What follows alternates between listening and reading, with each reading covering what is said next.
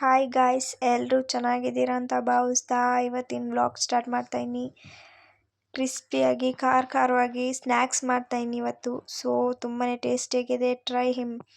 Okay, mixie ಜಾರಿಗೆ ಬೆಳ್ಳುಳ್ಳಿ and ಬ್ಯಾಡಗೆ ಮೆಣಸಿನ್ಕಾಯಿ ಹಾಕ್ಕೊಂಡು ಅದನ್ನು ನುಣ್ಣಗೆ ಪೇಸ್ಟ್ ಮಾಡ್ಕೋಬೇಕು. ತುಂಬಾ ಈಸಿ ಇದೆ, ಬೇಗ ಆಗುತ್ತೆ. ಸೊ ನುಣ್ಣಗೆ ಪೇಸ್ಟ್ ಮಾಡಿಕೊಂಡು ಕಡಲೆಪುರಿ ಬರುತ್ತಲ್ಲ ಅದನ್ನು ತೊಗೋಬೇಕು. ನಿಮಗೆ ಎಷ್ಟು ಜನಕ್ಕೆ ಬೇಕೋ ಅಷ್ಟು ಜನಕ್ಕೆ ತೊಗೋಬೋದು. ಸೊ ನಾನು ಇಬ್ರಿಗೆ ಮಾಡ್ಕೊತಾ ಇರೋದಿಲ್ಲಿ. ಸೊ ಅದನ್ನು ಪಾತ್ರೆಗೆಲ್ಲ ಇಟ್ಕೋಬೇಕು ಆ್ಯಂಡ್ ಒಂದು ಪ್ಯಾನ್ ಇಟ್ಕೋಬೇಕು. ಪ್ಯಾನಿಗೆ ಸ್ವಲ್ಪ ಎಣ್ಣೆ ಹಾಕ್ಕೋಬೇಕು.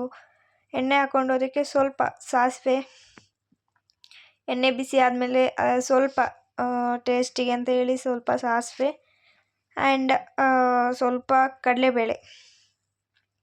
ಸೊ ಸಾಸಿವೆ ಸಿಡಿಯೋಕ್ಕೆ ಸ್ಟಾರ್ಟ್ ಆದಮೇಲೆ ಸ್ವಲ್ಪ ಕಡಲೆಬೇಳೆ ಹಾಕ್ಕೋಬೇಕು. ಸುಮ್ಮನೆ ಬಾಯಿಗೆ ಟೇಸ್ಟ್ ಸಿಗಲಿ ಅಂತ. ಸೊ ಅದಕ್ಕೋಸ್ಕರ ಸ್ವಲ್ಪ ಕಡಲೆಬೇಳೆ ಆ್ಯಂಡ್ ಕಡಲೆಬೇಳೆ ಆದಮೇಲೆ ಸ್ವಲ್ಪ ಕಡಲೆಬೇಳೆ ಫ್ರೈ ಎಲ್ಲ ಆದಮೇಲೆ ಗೋಲ್ಡನ್ ಕಲರ್ ಬರಬೇಕು. ಗೋಲ್ಡನ್ ಕಲರ್ ಬಂದಿದ ತಕ್ಷಣ ಕಡಲೆಬೇಳೆನ ನೆಕ್ಸ್ಟ್ ರುಬ್ಬಿರೋಂಥ ಮಸಾಲೆ ಇಟ್ಕೊಂಡಿದ್ದೀವಲ್ಲ, ಬೆಳ್ಳುಳ್ಳಿ ಆ್ಯಂಡ್ ಬ್ಯಾಡಗೆ ಮೆಣಸಿನ್ಕಾಯಿ, ಅದನ್ನು ಇದಕ್ಕೆ ಪ್ಯಾನಿಗೆ ಹಾಕ್ಕೋಬೇಕು.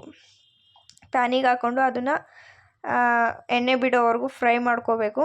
ಫ್ರೈ ಮಾಡಿಕೊಂಡು ಸೊ ನೋಡಿ ಅದು ಕಲರ್ ಚೇಂಜ್ ಆಗುತ್ತೆ. ಸೊ ಎಣ್ಣೆ ಎಲ್ಲ ಬಿಟ್ಕೊಳ್ಳುತ್ತೆ ಅದು. ಎಣ್ಣೆ ಎಲ್ಲ ಬಿಟ್ಕೊಂಡಾದ್ಮೇಲೆ ನೆಕ್ಸ್ಟ್ ಸ್ವಲ್ಪ ಖಾರ ಬೇಕಂದರೆ ಚಿಲ್ಲಿ ಪೌಡರ್ ಹಾಕ್ಕೋಬಹುದು.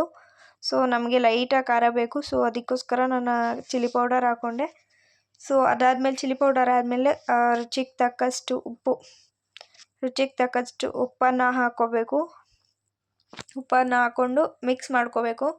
ಸೊ ಅದು ನೋಡಿ ಕಲರ್ ಚೇಂಜ್ ಆಗ್ತಿದೆಯಲ್ಲ, ಸೊ ಹಸಿ ವಾಸನೆ ಎಲ್ಲ ಹೋಗಬೇಕು. ಸೊ ಅದಕ್ಕೆ ಫ್ರೈ ಮಾಡ್ತಾ ಇರಬೇಕು.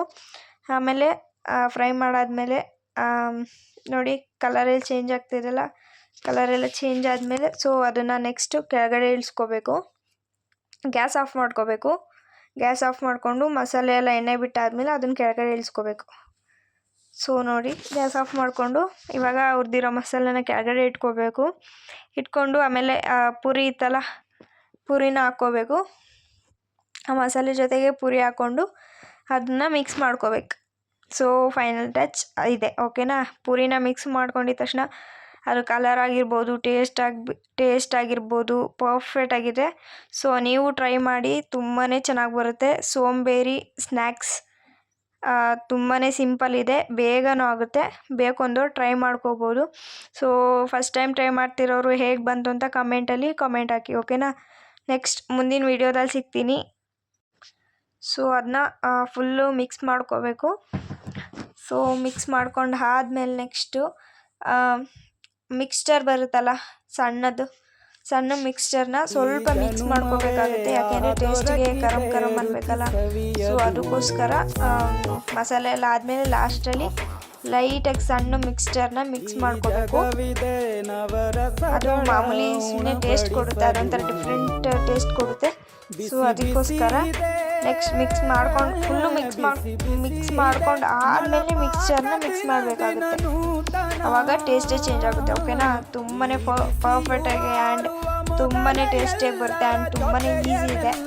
ಸೊ ಬೇಕು ಅಂದವ್ರೆ ಈವ್ನಿಂಗ್ ಸ್ನ್ಯಾಕ್ಸಿಗೆ ಯಾರು ಬೇಕಾದ್ರೂ ಮಾಡ್ಕೋಬೋದು, ತುಂಬಾ ರುಚಿಯಾಗಿದೆ. ಸೊ ನೀಟಾಗಿ ಮಿಕ್ಸ್ ಮಾಡ್ಕೊಂಡು ಪ್ಲೇಟಿಗೆ ಹಾಕೊಂಡು ಸಿಗೋಣ ಮತ್ತೆ ಮುಂದಿನ ವಿಡಿಯೋದಲ್ಲಿ. ಬಾಯ್.